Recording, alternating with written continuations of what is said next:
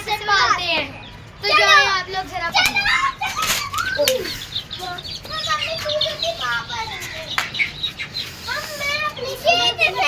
ये छोटे चूजों की माँ है, कितनी हैंडटेम है।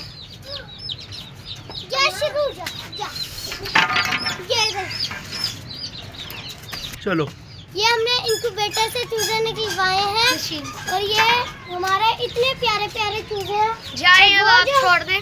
ये जो हमारे चूजे हैं ना, ये अच्छा तो अब ये देख, मैं दरवाजा बंद कर देता हूँ ताकि कोई चूजा बाहर ना आए, क्योंकि ये हमने सबसे पहले निकले थे। सबसे पहले निकलवाए थे और इनमें से जो सबसे बड़ा वाला ये देखेंगे, ये देखें, ये देखें, ये देखें, ये चूजों की माँ है।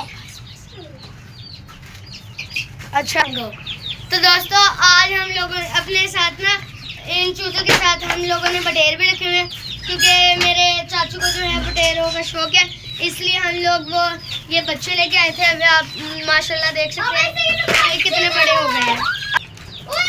इंशाल्लाह अब आपसे मुलाकात होगी कल, अभी के लिए बस इतना ही। अल्लाह हाफ़िज़।